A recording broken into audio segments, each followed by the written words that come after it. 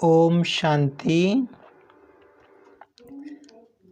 आज हम 14 अप्रैल 2023 बाबा की मुरली रिवाइज करेंगे। आज की मुरली का सार है, मीठे बच्चे मम्मा बाबा समान सर्विस करने के लिए बुद्धि को सतो प्रधान बनाओ। सतो प्रधान बुद्धि वाले ही धारणा कर दूसरों को करा सकते हैं।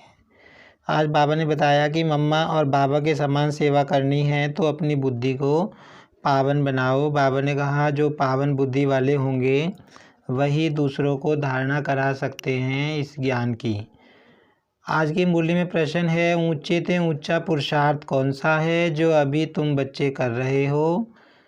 तो बाबा ने कहा माता पिता के तखत को जीतना यह है ऊंचे से ऊंचा पुरुषार्थ। मम्मा बाबा आकर तुम्हारे वारिस बने, ऐसा नंबर 1 बनने का लक्ष्य रखो। बाबा ने कहा कि तुम्हें मम्मा ये ऐसा पुरुषार्थ करना है कि मम्मा बाबा तुम्हारे वारिस बने, मम्मा बाबा के तुम तखत को जीत लो। बाबा ने कहा इसके लिए तुम्हें ऊंची से ऊंची सेवा करनी है, बहुतों को आप समान बनाना है जैसे मम्मा बाबा ने किया, और दुखी मनुष्यों को सुखी बनाना है। अविनाशी ज्ञान रत्नों की बुद्धि रूपी बर्तन में धारणा कर दूसरों को करानी है। बाबा ने कहा पहले खुद भी धारण करना है फिर दूसरों को कराना है। आज की मुरली में गीत है भोलेनाथ से निराला। ओम शांति। अब देखते हैं मुख्य बिंदु।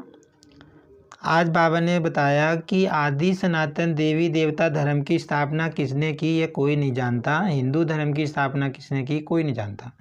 सिख धर्म की स्थापना किसने की सब जानते हैं। मुस्लिम धर्म की, बुद्ध धर्म की स्थापना किसने की सब जानते हैं। लेकिन परमात्मा ने संगम युग पे आके जिस आदि सनातन देवी देवता की धर्म की स्थापना की, परमात्मा को वो नहीं जानते। मतलब आदि सनातन देवी देवता धर्म के संस्थापक को वो नहीं जानते। बाबा ने कहा कि सन्यासियों को भी पता है कि हमारा सन्यास धर्म शंकराचार्य ने स्थापन किया, लेकिन इसके बारे में कोई जानता नहीं।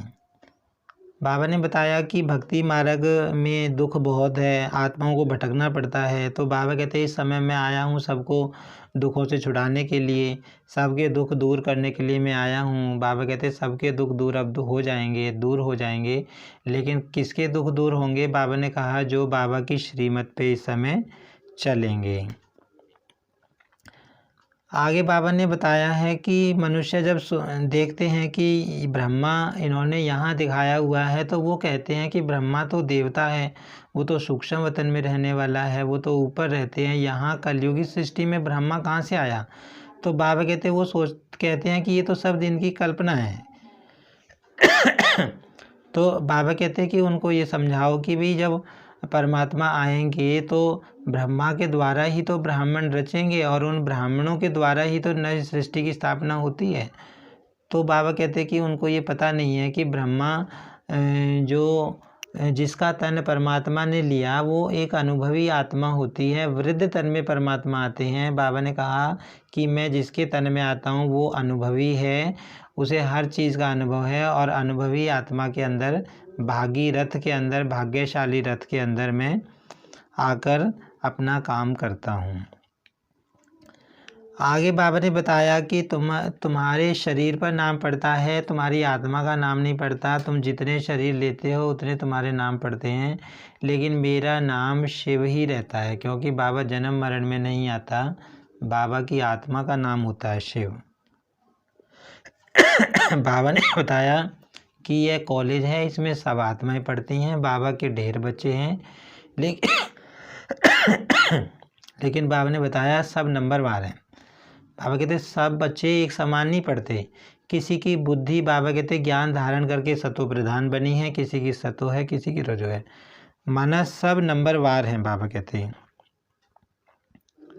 बाबा के बच्चे सब एक समान नहीं हैं। बाबा ने कहा कि जो बच्चे इस समय पुरुषार्थ करेंगे, बाबा को याद करने की मेहनत करेंगे, बाबा कहते वो रॉयल घराने में जाएंगे, ऊंच पद पाएंगे। बाबा कहते तो बाबा कहते ये सब पुरुषार्थ के ऊपर है, और यहाँ सब स्टूडेंट हैं। बाबा कहते इसलिए तुम खूब पुरुषार्थ करो ताकि तुम रॉयल घराने में जा सको। आगे बाबा ने जैसे कि आज शुरू में बताया था, बाबा ने कहा कि तुम्हें ऐसा पुरुषार्थ करना है कि जो तुम मम्मा बाबा के तखत को जीत सको।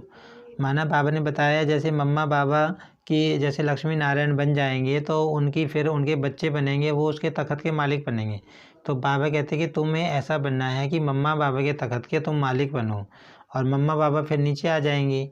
तो बाबा ने कहा कि तुम्हें इतना पुरुषार्थ करना है। उसके लिए बाबा ने बताया भी कि तुम्हें ऊंचे से ऊंची सेवा करनी है, अनेक दुखी आत्माओं को सुखी बनाना है। आगे बाबा ने बताया कि जो तुम जितना बाबा को याद करोगे, जितना योग लगाओगे, तुम्हारे पाप कटते जाएंगे, विकर्मों का बोझा समाप्त होता जाएगा और तुम्हारी बुद्धि सोने की बढ़ती जाएगी। बाबा ने कहा कि यहाँ पर जो आत्मा जितना पुरुषार्थ करेगी उसी के हिसाब से उसको फल मिलेगा। सतयुग में बाबा कहते हैं यहाँ ऐसा नहीं है कि मैं बच्चों पर आशीर्वाद कर दूंगा। बाबा ने कहा अगर मैं एक पर आशीर्वाद करूंगा तो मैं तो फिर सबको राजा बना दूंगा। तो बाबा कहते हैं ऐसे है नहीं, यहाँ पढ़ेंगे लिखेंगे तो बनेंगे नवाब। माना जो आत्मा पुरुषार्थ करेगी उसके हिसाब से उसको प्रारब्ध मिलेगी। आज की मुरली में धारणा के लिए सार है, पढ़ाई को धारण कर दूसरों को पढ़ाने लायक बनना है, मम्मा बाबा समान सेवा करनी है। बाबा ने कहा धारणा करनी है और करानी है। और अविनाशी ज्ञान रत्नों का दान कर दुखी मनुष्यों को सुखी बनाना है, पढ़ाई अच्छी तरह पढ़नी है। आज बाबा ने कहा कि तुम्हें ऊंचे से ऊंची सेवा करनी है, अनेक दुखी आत्माओं को तुम्हें सुखी ज्ञान रतन देकर बनाना है। आज की मुरली में वरदान है, साधना और साधन के बैलेंस द्वारा अपनी उन्नति करने वाले ब्लेसिंग के अधिकारी भव। तो आज बाबा ने बताया कि तुम्हें साधनों को आधार नहीं बनाना, अपनी साधना का आधार साधनों को नहीं बनाना। मतलब कहने का क्या है कि जैसे छोटे से उदाहरण से हम समझ सकते हैं, भाई जैसे पंखा चल रहा है तो हमारा योग लग रहा है, पंखा नहीं चलेगा तो हम योग नहीं करेंगे।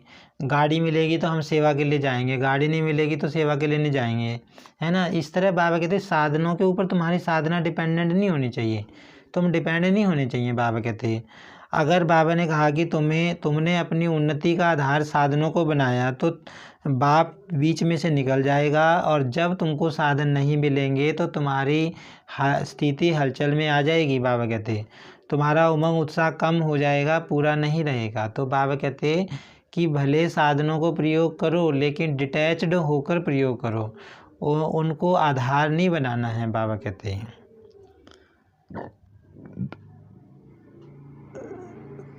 आज की मुरली में स्लोगन है, अगर मगर के चक्कर से न्यारे बनना है तो बाप समान शक्तिशाली बनो। बाबा ने कहा अनेक संकल्प विकल्पों से बचना है, अगर मगर यदि क्यों क्या, तो बाबा कहते तुम्हें बाप समान शक्तिशाली बनना है। आज की मुरली से हम स्वमान लेंगे, मैं आत्मा बाप समान शक्तिशाली हूँ। अच्छा, ओम शांति।